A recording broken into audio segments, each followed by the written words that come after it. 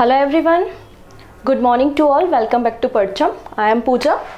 आज हम डिस्कस करने वाले हैं 6 अक्टूबर के करंट अफेयर्स। ओके, सो आज हम सबसे पहले कुछ इंपॉर्टेंट डे देख लेते हैं। 6 अक्टूबर को हम क्या सेलिब्रेट करते हैं? तो 6 अक्टूबर को हम सेलिब्रेट कर रहे हैं एक स्पेशल डे जिसका नाम है world cerebral policy day. Basically होता क्या है, तो हमको ह्यूमन ब्रेन के बारे में बेसिक जानकारी तो होगी ही। ह्यूमन ब्रेन में आपको पता है कि 3 पार्ट्स होते हैं, फोर ब्रेन है, मिड ब्रेन है और हिंड ब्रेन है। और फोर ब्रेन में आपको एक हिस्सा मिलता है जिसमें आपको थैलेमस, हाइपोथैलेमस ये सब देखने को मिलता है। तो वहीं पर सेरेब्रम होता है, और सेरेब्रम में एक हमारे ब्रेन का जो पार्ट है सेरेब्रम, जब उसमें कुछ डैमेज हो जाता है, इंजरी हो जाती है, तो हमारी बॉडी के जो मसल्स होती हैं, जो मूवमेंट के लिए रिस्पॉन्सिबल होती हैं, हमारी बॉडी के बैलेंस के लिए रिस्पॉन्सिबल होती हैं, वो डैमेज हो जाती है, प्रॉपरली वो वीक हो जाती है, काम नहीं कर पाती। तो उसको ही हम सीपी के नाम से जानते हैं। सीपी का मतलब है यहाँ पे सेरेब्रल पैल्सी। तो ये रिफर करता है सेरेब्रम को। सेरेब्रम जो कि पार्ट है हमारे ब्रेन का, ये पार्ट इफेक्ट होता है। ठीक है, पैल्सी क्या है? बेसिकली ब्रेन इंजरी है जो कि हमारे मूवमेंट का एक डिसऑर्डर है। हमारे बॉडी के बैलेंस करने के लिए, पोस्चर के लिए जो वीकनेस हो जाती है मसल्स में, उसके लिए रिस्पॉन्सिबल सीपी होता है। क्लियर इतनी चीज़ें? तो इस तरीके से एबनॉर्मल ब्रेन कंडीशन हो जाती है, प्रॉपरली फंक्शन नहीं हो पाता, और हमारे जो बॉडी के मसल्स है वो वीक हो जाते हैं, प्रॉपर चल नहीं पाते। या फिर ये वैरायटी में होता है, कुछ लोगों को पूरे बॉडी में होता है, कुछ को लेफ्ट साइड में, कुछ को राइट साइड में, इस तरीके से होता है। ठीक है, इतनी चीज़ें। तो यहाँ पर हम 6 अक्टूबर को सेलिब्रेट कर रहे हैं world cerebral palsy day. Basically India में भी इसे सेलिब्रेट किया जाता है, ऑब्वियस सी बात है। तो हमारे पास एक डिपार्टमेंट है जिसका नाम है department of empowerment of person with disability, जो कि ministry of social justice and empowerment के अंदर काम करता है। एक नोडल डिपार्टमेंट है।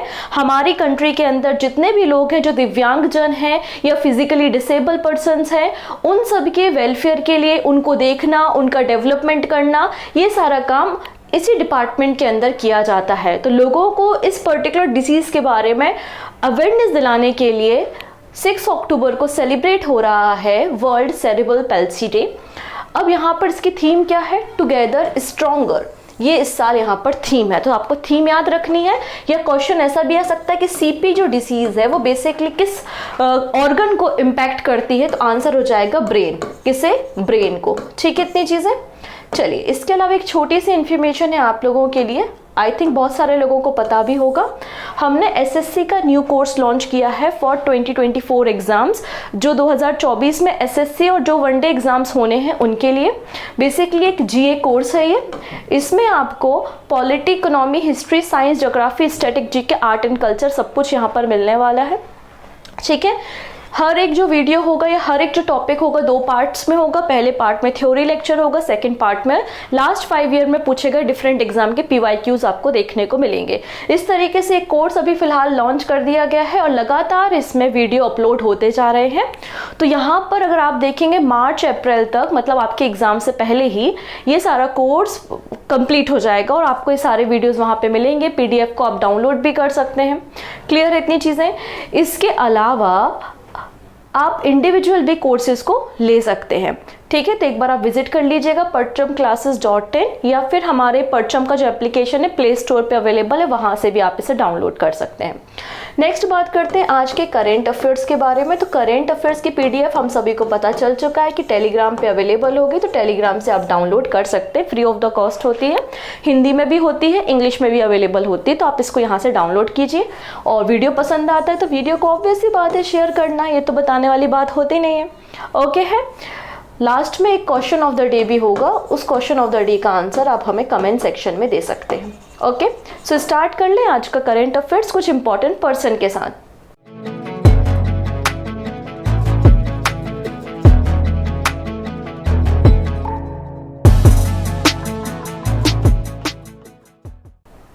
आप सभी को तो पता है कि अभी नोबेल प्राइज़ डिस्ट्रीब्यूट हो रहे हैं। हमने अलग अलग field, chemistry, physics and medicine की फील्ड में देख लिया।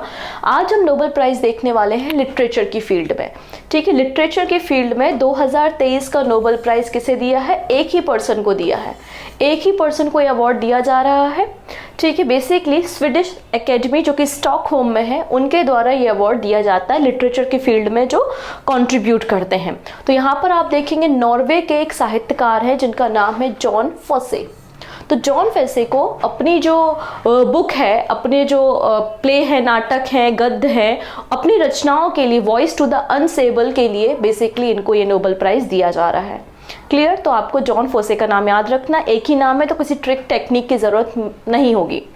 अब यहाँ पर एशियन गेम्स में चल रहा है, तो एशियन गेम्स में डेली कोई ना कोई पर्सन न्यूज़ में होता ही है। तो अगेन यहाँ पे 2 पर्सन आपको दिखाई दे रहे हैं, इनको तो आप फैमिलियर हो चुके हैं। ये नीरज चोपड़ा है। नीरज चोपड़ा ने जेवलिन थ्रो में गोल्ड मेडल जीता है एशियन गेम्स में, जो कि चाइना में हो रहे हैं। वैसे ही यहाँ पर आपको एक और पर्सन दिखाई दे रहे होंगे, इनका नाम है किशोर कुमार, के। ठीक है, ये है किशोर कुमार। इन्होंने भी जेवलिन थ्रो में मेंस इवेंट में सिल्वर मेडल जीता है। तो सिल्वर जीता है किशोर कुमार ने एंड नीरज चोपड़ा ने जीता है गोल्ड मेंस कैटेगरी में जेवलिन थ्रो में। ठीक है, ये कौन है? ये है लोवलीना। हम सभी को पता है एक शानदार बॉक्सर है। इन्होंने 75 kg कैटेगरी में गोल्ड मेडल सिल्वर मेडल हासिल किया है। तो सिल्वर मेडल जीता है लोवलीना ने 75 kg कैटेगरी में, जो अभी गेम चल रहे हैं एशियन गेम्स उसमें। नेक्स्ट बात करते हैं reserve bank of India. Reserve bank of India के द्वारा मुनीश कपूर की अपॉइंटमेंट की गई है। इन्हें आरबीआई का एग्जीक्यूटिव डायरेक्टर बनाया गया है और 3 अक्टूबर से इनका जो है टेन्योर स्टार्ट हो गया है। एक और बहुत इंपॉर्टेंट न्यूज़ है जो कि सामने आई है। Air chief marshal V R. Chaudhari ji के द्वारा अनाउंसमेंट किया गया है कि अभी हमारा जो इंडियन एयरफोर्स MiG-21 को यूज़ करता है, MiG-21 को अब रिप्लेस कर देंगे तेजस से। MK1 जो तेजस है उससे रिप्लेस कर दिया जाएगा MiG-21 को। कब तक? 2025 तक, 2025 तक। ये announcement recently air chief marshal V R. Chaudhari ji के द्वारा किया गया है। IAF to stop flying MiG-21 by 2025, replace them with the indigenous light combat aircraft LCA Mark 1A। ये बात यहाँ पे कही गई है। तो 2025 तक इनको बदल दिया जाएगा MiG-21 को। लगभग 60 सालों से ये हमारी सर्विसेज में है। MiG-21 की लास्ट परेड अभी आपको पता है ना, 8 अक्टूबर को, 8 अक्टूबर को इंडियन एयरफोर्स डे की, इंडियन एयरफोर्स डे है। इंडियन एयरफोर्स का 91st नंबर का एनिवर्सरी है, 91 नंबर की एनिवर्सरी है 8 अक्टूबर को। और प्रयागराज में जो है इनका इवेंट होना है, परेड होनी है। तो लास्ट टाइम MiG-21 इस परेड में शामिल होने वाले हैं। ये बात भी हमें air chief marshal V R. Chaudhari ji के द्वारा कही गई है। अब 8 अक्टूबर को जो इंडियन एयरफोर्स डे हम सेलिब्रेट कर रहे हैं, इसकी जो परेड होने वाली है, इसकी थीम है IAF air power beyond boundaries. Done इतनी चीजें। नेक्स्ट बात करते हैं, यहाँ पर ठंड का मौसम आने वाला है। ठीक है, और जैसे ही ठंड आती है, आपने देखा होगा दिल्ली में कोहरा छाया रहता है, 2-2 दिन तक कोहरा हटता ही नहीं है। बहुत ज़्यादा प्रॉब्लम होती है बिकॉज ऑफ पोल्यूशन। दिल्ली में एयर पोल्यूशन की समस्या बहुत ज़्यादा है। इसलिए यहाँ पे जो दिल्ली के CM हैं अरविंद केजरीवाल, उन्होंने 15 पॉइंट विंटर एक्शन प्लान को लॉन्च किया है फॉर अपकमिंग विंटर सेशन, जिसमें पोल्यूशन को कंट्रोल किया जाएगा। कुछ गाइडलाइंस इशू की गई हैं कि आपको खुले में जो है फ्यूल्स को बर्न नहीं करना है, वेस्ट मटेरियल को बर्न नहीं करना। इस तरीके से 15 पॉइंट्स अनाउंस किए गए हैं by the Delhi chief minister Arvind Kejriwal, जिनको हमने विंटर एक्शन प्लान कहा है। विंटर एक्शन प्लान के अलावा ग्रीन वॉर रूम, एक ग्रीन वॉर रूम भी क्रिएट किया है। ग्रीन वॉर रूम को क्रिएट किया है जो कि 24/7 अवेलेबल रहेगा और ये पॉल्यूशन को कंट्रोल करने, उसकी निगरानी रखने का काम बेसिकली करने वाला है। मॉनिटरिंग पर्पज से ग्रीन वॉर रूम को भी इनॉग्रेट किया गया है। तो क्वेश्चन क्या आएगा? विंटर एक्शन प्लान किसने लॉन्च किया? तो दिल्ली गवर्नमेंट ने किया है। नेक्स्ट बात करते हैं हम सबसे पहले लैटिन अमेरिकन कंट्री। तो यहाँ पर आप देख सकते हैं ये कहलाता है पूरा लैटिन अमेरिका, जिसमें आपको नॉर्थ अमेरिका का ये मैक्सिको वाला पार्ट, फिर सेंट्रल अमेरिका ये पनामा वाला एरिया, और ये आपका साउथ अमेरिका, ये पूरा हिस्सा आपका क्या कहलाता है? लैटिन अमेरिका कहलाता है। ठीक है, तो अभी रिसेंटली 4th एडिशन कंक्लूड हुआ है Indo Latin American culture festival का।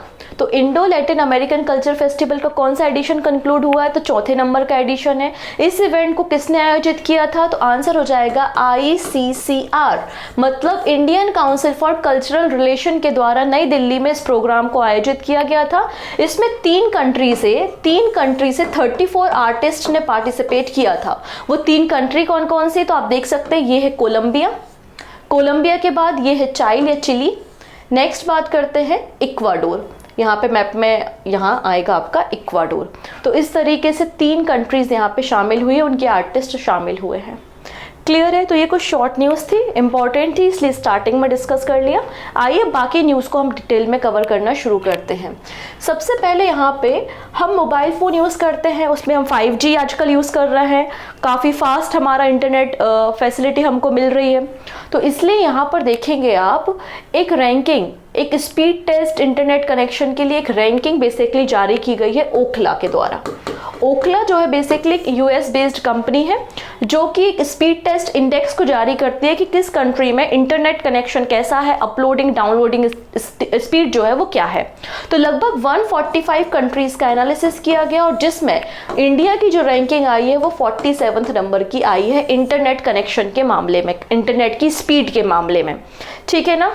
तो India has been ranked 47 out of 145 countries in the global mobile internet speed ranking by Ookla, the US-based company behind speed test of internet connection. अगर हम top 5 countries के बारे में बात करें तो सबसे तेज जो इंटरनेट कनेक्शन प्रोवाइडर है फिलहाल वो है यूएई, फिर Qatar, Kuwait, Norway and Denmark. 47 number पे है हमारा भारत, बट हमारा भारत जो है वो जापान और यूके से आगे है इंटरनेट स्पीड प्रोवाइडिंग कैपेसिटी में। क्लियर है? बाकी आप देख सकते हैं इंटरनेट स्पीड कितनी कहाँ पर मिल रही है। ओके, नेक्स्ट बात करते हैं। एक छोटे से क्यूट से टर्टल के बारे में हम बात करते हैं। तो बेसिकली एक ऑपरेशन रन किया गया, उस ऑपरेशन का नाम था ऑपरेशन कच्छप। क्या नाम है? ऑपरेशन कच्छप। तो पहला तो क्वेश्चन यही बनता है कि ऑपरेशन कच्छप रिसेंटली किसने सक्सेसफुली कंडक्ट कराया? तो आंसर हो जाएगा डायरेक्टरेट ऑफ रेवेन्यू इंटेलिजेंस, मतलब DRI। तो DRI के द्वारा रिसेंटली एक ऑपरेशन कंडक्ट कराया गया जिसका नाम था ऑपरेशन कच्छप। ठीक है, बेसिकली इनको इन्फॉर्मेशन मिली थी, इंटेलिजेंस मिली थी कि तस्करी, इलीगल तरीके से ट्रैफिकिंग हो रही है इन छोटे छोटे जो आपके गैंगेटिक टर्टल्स हैं। ठीक है, और इन्फॉर्मेशन मिली थी कि चेन्नई से, भोपाल से और नागपुर से लगभग 955 लाइव टर्टल्स को ट्रैफिक किया जा रहा है एक कंट्री से दूसरी कंट्री, या इलीगल तरीके से इनको बेचा जा रहा है। तो जब इनको इंटेलिजेंस मिली तो इन्होंने एक ऑपरेशन लॉन्च किया विच इज ऑपरेशन कच्छप, जिसके अंतर्गत 955 लाइव बेबी गैंगेटिक टर्टल को रिकवर किया, उनको पकड़ा और 6 पर्सन्स को भी यहाँ पे जो है वो हिरासत में लिया गया है। ठीक है, इतनी चीजें। नेक्स्ट बात करते हैं। अब यहाँ पर एक और रिपोर्ट सामने आई है, उसके बारे में हम बात करते हैं। बोला जा रहा है कि दिल्ली जो है वो इंडिया का मोस्ट एयर पॉल्यूटेड सिटी है, सभी को पता है, इसमें तो कुछ नया है नहीं। And Aizawl has cleanest, Aizawl जो है वो सबसे क्लीनेस्ट सिटी है एयर पोल्यूशन के मामले में, और वहीं जो दिल्ली है वो सबसे पॉल्यूटिंग सिटी है एयर पोल्यूशन के मामले में। बेसिकली इस एनालिसिस को एक independent think tank climate trend and tech firm Respirers living science के द्वारा तैयार किया गया है। बेसिकली एक real time monitoring device instrument बनाने की एक कंपनी है और इनके द्वारा बताया गया है कि आइजॉल एंड मिजोरम जो है वो इंडिया के क्लीनेस्ट एयर है। बात करते हैं तो दिल्ली में जो PM 2.5 का कंसंट्रेशन है वो लगभग 100 माइक्रोग्राम्स पर क्यूबिक मीटर है। ठीक है, आप देख सकते हैं कि मिजोरम में केवल 11 माइक्रोग्राम्स पर क्यूबिक मीटर है, वहीं दिल्ली में 100 माइक्रोग्राम पर क्यूबिक मीटर आपको PM का जो पर्टिकुलेटेड मैटर्स होते हैं 2.5 उनका कंसंट्रेशन आपको ज़्यादा मिलेगा, जो कि हमारे गवर्नमेंट की सेफ लिमिट से भी 3 टाइम्स ज़्यादा है। पटना सेकेंड नंबर पे मोस्ट पॉल्यूटेड सिटी है, उसके बाद मुजफ्फरपुर, फरीदाबाद एंड नोएडा है। ठीक है, इस रिपोर्ट को पब्लिश किया गया और यहाँ पर यह भी बताया गया कि जो नेशनल क्लीन एयर प्रोग्राम है इसका उद्देश्य है कि हमारी कंट्री में 40% PM को रिड्यूस करना है बाय 2026 2024 तक। 2026 तक हमें 40% जो पर्टिकुलेटेड मैटर्स हैं जो कि कोयले के दहन से, फ्यूल को बर्न होने से जो एटमॉस्फेयर में आ जाते हैं और उसके जरिए लंग्स में पहुंच जाते हैं और हमें कई सारे डिसीजेस के लिए कॉज करते हैं, तो उनको हमें 40% यहाँ पे डिक्रीज करना है। नेक्स्ट बात करेंगे, इंडिया का NTPC का सबसे एडवांस प्लांट इनॉग्रेट किया गया है। ऐसा प्राइम मिनिस्टर नरेंद्र मोदी जी का कहना है कि NTPC के देश में जितने भी पावर प्लांट है उसमें Telangana super thermal power project सबसे आधुनिक प्लांट है और ये बात कही है नरेंद्र मोदी जी के द्वारा, जो कि हमारे प्रधानमंत्री हैं। ठीक है, तो आइए बात करते हैं। तो recently prime minister Narendra Modi ji के द्वारा 800 मेगावाट की पहली यूनिट, फर्स्ट यूनिट 800 मेगावाट की of the Telangana super thermal power project को लॉन्च किया गया है निजामाबाद में। बेसिकली जो पूरा पावर प्रोजेक्ट है इसकी टोटल कैपेसिटी होगी 4000 मेगावाट।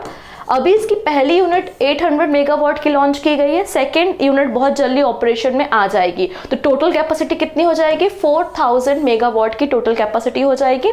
ठीक है, इसको तेलंगाना में तैयार किया गया और एनटीपीसी का जो प्रमाइसेस है उसी प्रमाइसेस में बेसिकली इस प्लांट को लॉन्च किया गया है। और ये एनटीपीसी का अभी तक का जितने भी इंडिया में पावर प्लांट एनटीपीसी के रन हो रहे हैं उसका सबसे most advance power plant NTPC का यही बताया जा रहा है।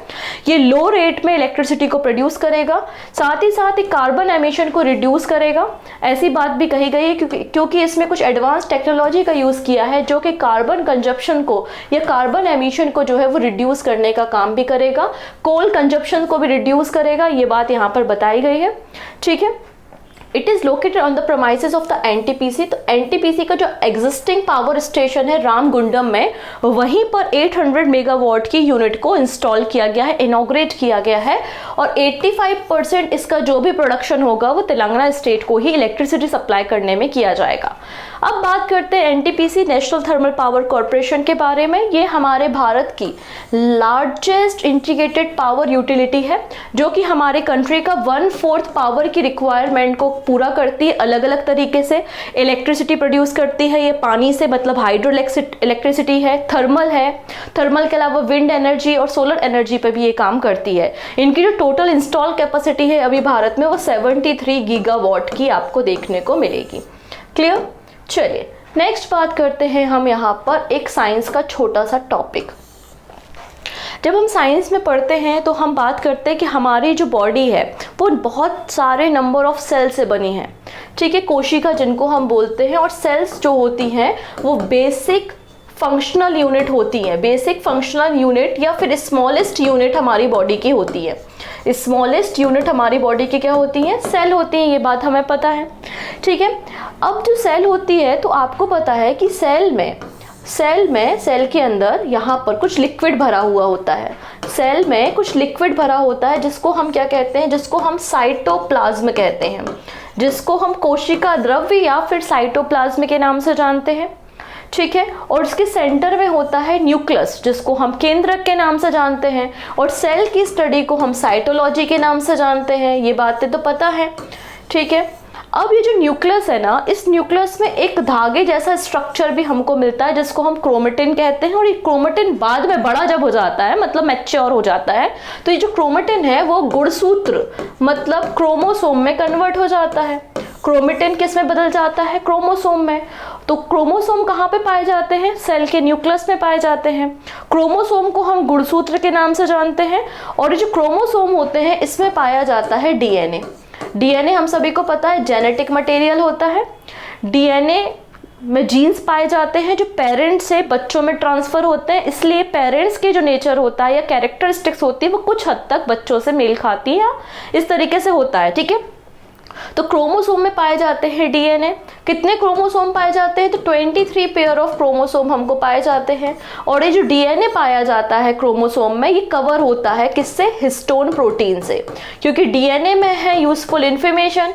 यूजफुल इंफॉर्मेशन है तो उसको कवर करना जरूरी है। जैसे हमारा मोबाइल फोन जो कि उतना इंपॉर्टेंट भी नहीं है तो भी हम उसको प्रॉपर्ली लेमिनेट करा के रखते हैं, कवर ववर लगा के रखते हैं, गिरेगा तो टूटेगा नहीं।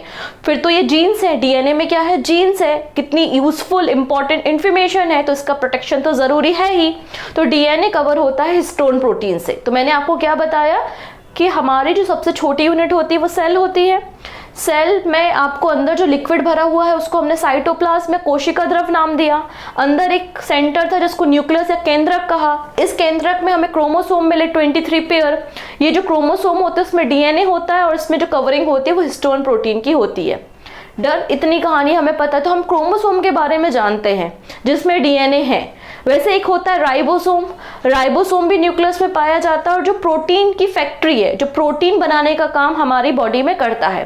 तो अभी रिसर्चर्स के द्वारा एक और नया ऑर्गेनल डिस्कवर किया गया है। ऑर्गेनल कहाँ पाया जाएगा? यहाँ पे, ये जो पानी भरा हुआ है ना, जिसको मैंने साइटोप्लाज्म कहा है, इसी साइटोप्लाज्म में हमको एक और ऑर्गेनल मिला है, एक और कोशिकांग मिला है। ठीक है, उसी के बारे में हम बात करने वाले, इसलिए पूरी कहानी आपको थोड़ा सा बतानी पड़ी। ठीक है, जिसका नाम है यूक्लोसोम। क्या नाम है? यूक्लोसोम। तो रिसर्चर्स ने रिसेंटली एक अननोन कंपार्टमेंट जो कई समय से आइडेंटिफाई नहीं हो पा रहा था, उसकी डिस्कवरी की है। और मैमल की जो सेल है, मैमल मतलब होती है स्तनधारी, ठीक है, तो मैमल की जो सेल है उसमें हमें एक और ऑर्गेनल मिला है जिसका नाम है एक्सक्लूसोम। ठीक है, एक नया ऑर्गेनल डिस्कवर किया है मैमल की सेल्स में, और इसमें बताया गया है ये जो ऑर्गेनल है एक्सक्लूसोम एक रिंग, इस तरीके से एक डीएनए रिंग से बना हुआ है। किससे बना हुआ है? एक डीएनए रिंग से बना हुआ है जिसका नाम है प्लाज्मिड। इसकी आउटर कवर को क्या कहा है? प्लाज्मिड नाम दिया गया है। और कहाँ पे लोकेटेड है ये? सेल प्लाज्मा में। सेल प्लाज्मा में, या फिर कह सकते हो कि साइटोप्लाज्म में आपको इसकी उपस्थिति देखने को मिल रही है। ठीक है, तो इस स्टडी से ये जानकारी हमको मिल पा रही है, मतलब रिसर्चर्स ने इस बात की डिस्कवरी की है कि ये जो डीएनए जनरली आपको कहाँ पे मिलता है? क्रोमोसोम में, बट सेल प्लाज्मा के भी एक्सक्लूसोम में भी आपको डीएनए रिंग जैसा स्ट्रक्चर मिल रहा है, मतलब इसमें भी जीन्स अवेलेबल है, जेनेटिक इन्फॉर्मेशन भी अवेलेबल है। इसके अलावा हमको ये भी जानकारी मिल रही है कि ये डिफ्रेंशिएट कर सकता है बड़े आसानी से, मतलब जो फॉरेन डीएनए है और जो इनका खुद का डीएनए है उनमें ये डिफरेंशिएट कर सकता है, ये जानकारी भी सामने आई है। क्लियर है? चलिए, एक्चुअली ये सेल थोड़ा ये मतलब स्लाइड थोड़ा आगे पीछे हो गया, वहाँ से एसोसिएटेड है ये। जैसा कि मैंने कहा, ये डीएनए जो है वो जनरली सेल न्यूक्लियस में पाया जाता है, लेकिन हमको ये जो डीएनए मिला है वो आपने देखा कि सेल प्लाज्मा में भी इसको देखा गया है, और ये डिफरेंशिएट करने में भी सक्सेसफुल है। ये बात प्रूफ होती है यहाँ से कि DNA that is their own and still needed and DNA that is a foreign, ये आइडेंटिफाई या डिफरेंशिएट करने में सक्षम है। ये बात यहाँ पे अबाउट द क्रोमोसोम लिखी हुई है। डन इतनी चीजें। चलिए अब बात कर लेते हैं यहाँ पर एक बोर्ड के बारे में। सेंट्रल गवर्नमेंट ने अनाउंसमेंट किया है और फंडिंग भी किया है नेशनल टर्मरिक बोर्ड के लिए। तो बहुत जल्दी सेंट्रल गवर्नमेंट सेटअप करने जा रही है नेशनल टर्मरिक बोर्ड। ठीक है, मतलब राष्ट्रीय हल्दी बोर्ड। टर्मरिक को हल्दी बोलते हैं, तो राष्ट्रीय हल्दी बोर्ड की स्थापना सेंट्रल गवर्नमेंट करेगी, जिससे हमारे भारत में, क्योंकि पूरे वर्ल्ड का, पूरे ग्लोब का 62%, पूरे वर्ल्ड का 62% टर्मरिक को एक्सपोर्ट करना, प्रोडक्शन करना कौन करता है? इंडिया करता है। तो इस मार्केट को हमें और इंक्रीज करना, और हम चाहते हैं कि इंडिया का जो एक्सपोर्ट है वो $1 बिलियन पहुंच जाए बाय 2030। तो 2030 तक हल्दी का जो निर्यात है या एक्सपोर्ट है, इसको $1 बिलियन करने का उद्देश्य है सेंट्रल गवर्नमेंट का। इसलिए सेंट्रल गवर्नमेंट ने एक नेशनल टर्मरिक बोर्ड सेटअप करने की बात की है, जो कि टर्मरिक की डेवलपमेंट और ग्रोथ और उसके प्रोडक्शन पर ध्यान देने का काम ये करेगी, जिससे हम आने वाले समय में और अधिक संख्या में टर्मरिक का प्रोडक्शन कर सके और उसको एक्सपोर्ट भी कर सके, क्योंकि हमारा टारगेट है $1 बिलियन बाय 2030। अभी जो बोर्ड तैयार किया जाएगा इसके बारे में कुछ इन्फॉर्मेशन दी है गवर्नमेंट के द्वारा। ये जो बोर्ड होगा उसमें एक चेयरमैन होगा, और चेयरमैन को सेंट्रल गवर्नमेंट के द्वारा अपॉइंट किया जाएगा।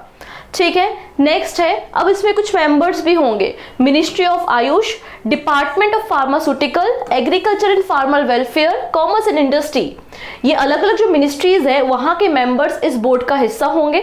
इसके अलावा senior state government representative from the 3 state, 3 state से जो सीनियर रिप्रेजेंटेटिव है वो इस बोर्ड का पार्ट होंगे। अब आप कहेंगे हमारे कंट्री में तो इतने सारे स्टेट है, तो यहाँ पे लिखा है रोटेशन बेसिस पे, पहले 3 स्टेट, फिर नेक्स्ट ईयर फिर 3 स्टेट, इस तरीके से। ठीक है, national and state institution involve in the research representation of the turmeric farmer and export. तो यहाँ पे जो हमारे स्टेट इंस्टीट्यूट्स हैं जो कि रिसर्च में पार्टिसिपेट करते हैं, उनके पर्सन्स को भी यहाँ पे शामिल किया जाएगा। एंड डिपार्टमेंट ऑफ कॉमर्स के जो सेक्रेटरी या सचिव है वो भी इस बोर्ड का मेंबर होंगे। ये बात सेंट्रल गवर्नमेंट के द्वारा बताई गई है। नेक्स्ट बात कर लेते हैं एक बहुत ही यूनिक प्रोजेक्ट के बारे में, जिसका नाम है प्रोजेक्ट उद्धव।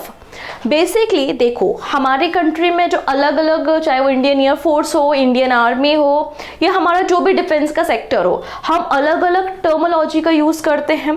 तो हम चाहते हैं कि हम अपने इतिहास को समझे, हमारा मतलब इतिहास वॉर इंडस्ट्री में या फिर वॉरफेयर में या फिर अलग अलग जो इक्विपमेंट वॉर के समय यूज होते हैं उनमें हमारा इतिहास क्या रहा है, तो हमें वेदों को पढ़ने की जरूरत है। अलग अलग जो भी ग्रंथ हैं, साहित्य है, स्टेट के हो या स्टेट के भी अलग अलग साहित्य होते हैं, उन्हें कौटिल्य का जो साहित्य है वो सब पढ़ने की जरूरत है। और हमें आने वाले समय में जो आपका इतिहास है और आज जो हम रिसर्च वर्क कर रहे हैं उनको एक साथ लाने की जरूरत है। तो जब हम नामकरण करेंगे प्रोडक्ट का तो हम इसी रिसर्च के आधार पे करेंगे। कोई नया प्रोडक्ट हमने बनाया तो उसका नाम क्या रखना है, आज भी ऐसा ही होता है ना, हमारे पुराने इतिहास को याद करते हुए ही नए प्रोडक्ट के नाम रखे जाते हैं। तो इसी तरीके का एक यूनिक प्रोजेक्ट है। तो इसमें हमारे जो एंशियंट आर्ट रहा है, साहित्य रहा है, उसको आज का जो रिसर्च वर्क है, आज की जो टेक्नोलॉजीज है, उनका कॉम्बिनेशन बेसिकली बिठाना है। इसलिए प्रोजेक्ट उद्धव को लॉन्च किया गया है। तो प्रोजेक्ट उद्धव जो है वो इंडियन आर्मी ने लॉन्च किया है with the partnership of United service institution of India. इनकी मदद से इंडियन आर्मी ने प्रोजेक्ट उद्धव को लॉन्च किया है, जिसका मुद्दा क्या है, डिस्कशन क्या है, टॉपिक क्या है, the evolution of Indian military system, warfare and strategic thinking, current research and the future direction. ये इसका उद्देश्य है। हमें अपने इंडियन का जो मिलिट्री सिस्टम है, वॉरफेयर है, प्लानिंग है, स्ट्रेटेजी है, उसको कैसे और इवॉल्व करना है, उस पर बेसिकली यहाँ पे डिस्कशन हुआ है। इसका एक और ऑब्जेक्टिव है Indian army to rediscover the profound Indic heritage of the statecraft and strategic thought derived from the ancient Indian text। तो एंशियंट इंडिया के जो एंशियंट टेक्स्ट, जैसे कि हम अर्थशास्त्र के बारे में बात करते हैं, कौटिल्य का अर्थशास्त्र, जो कि उस समय मौर्य एम्पायर में क्या शासन व्यवस्था थी, कैसा एडमिनिस्ट्रेशन था, वो हमें कौटिल्य के अर्थशास्त्र से पता चलता है। मौर्य साम्राज्य के बारे में, वहाँ की डेमोक्रेसी के बारे में इंफॉर्मेशन मिलती है। तो इसी तरीके से जो डिप्लोमेसी है, वॉरक्राफ्ट यूज कर रहा है, किस तरीके से प्लानिंग एंशियंट समय में यूज की गई है, उन सब पे पहले तो यहाँ पे रिसर्च वर्क की जाए, है ना। हिस्टोरिकल टेक्स्ट जो है, रीजनल टेक्स्ट है, किंगडम्स है, इन सब की कौटिल्य की स्टडी, इनकी स्टडी की जाए और इनकी स्टडी करने के बाद एक ब्रिज तैयार किया जाए जो एंशियंट हिस्ट्री को आज की जो टेक्नोलॉजी है उसके साथ कनेक्ट करे। अब यहाँ पर एक और अनाउंसमेंट की गई है अंडर द प्रोजेक्ट उद्धव। ये बोला गया है कि प्रोजेक्ट उद्धव के अंतर्गत मिलिट्री हेरिटेज फेस्टिवल का आयोजन भी किया जाएगा 21 से लेकर 22 अक्टूबर के बीच में। अब यहाँ पे इंडियन आर्मी तो समझ में आती है। इंडियन आर्मी ने पार्टनरशिप किसके साथ की है प्रोजेक्ट उद्धव के लिए? United service institution of India के साथ। ये जो बॉडी है बेसिकली एक डिफेंस सर्विसेज का, सिक्योरिटी का एक थिंक टैंक की तरह काम करता है। नई दिल्ली में इसका हेड ऑफिस आपको मिल जाएगा। बेसिकली इसकी स्थापना 1870 में की गई थी। किसके द्वारा? तो कर्नल या फिर major general sir Charles MacGregor के द्वारा इसकी स्थापना की गई थी। डन। चलिए अब बात कर लेते हैं, अगेन अपने तेजस पे वापस लौट कर आते हैं। देखिएगा, Indian air force receives first LCA trainer from HAL, 7 more to come by the March 2024। तो रिसेंटली जो हमारे एयर चीफ मार्शल हैं VR चौधरी, उन्होंने बेंगलुरु में एक सेरेमनी में बताया कि HAL से हमको पहला जो तेजस ट्रेनर क्राफ्ट है वो रिसीव हो गया है। 7 और हमको मिल जाएंगे 2024 तक। ठीक है, तो यहाँ पे देखा जा रहा है कि हिंदुस्तान एरोनॉटिक लिमिटेड मतलब HAL handed over the first trainer version of the light combat aircraft Tejas. तो तेजस का जो पहला ट्रेनिंग वर्जन है जिसमें इंडियन एयरफोर्स के पर्सनल्स को ट्रेनिंग प्रोवाइड की जाएगी, तो वो ट्रेनर का पहला जो नंबर है या पहला जो वर्जन है वो रिसीव कर लिया गया है बाय द इंडियन एयरफोर्स। और आने वाले समय में 7 और हमको तेजस के ट्रेनर एयरक्राफ्ट्स मिलेंगे 2024 तक। खास बात यह है कि ये ट्विन सीटर है। क्या है खास बात इसकी? कि डबल सीटर या ट्विन सीटर आपको ये देखने को मिलेगा एंड फाइटर जेट की तरह भी ये इस्तेमाल किया जा सकता है। ठीक है, आइए हम बात करते हैं थोड़ी सी और। यहाँ पर इंडियन एयरफोर्स हमारे पूरे वर्ल्ड में 4th लार्जेस्ट एयरफोर्स है। तो पूरे वर्ल्ड की 4थे नंबर की लार्जेस्ट एयरफोर्स जो है वो इंडियन एयरफोर्स है। और इंडियन एयरफोर्स प्लान कर रही है 350 LCA मतलब लो कॉम्बैट एयरक्राफ्ट के लिए। अलग अलग कॉन्ट्रैक्ट भी दिए जा चुके हैं। अलग अलग जो इंस्टीट्यूट है भारत में इंडिजीनियस तरीके से इनको तैयार कर रहे हैं। और जो MiG-21 है वो इसी तेजस से ही रिप्लेस किया जाना है। अभी जो तेजस है ना, इसके अलग अलग आप वर्जन्स देखेंगे, जैसे कि MK1, MK1A, MK2 वर्जन। तो ये क्या है बेसिकली?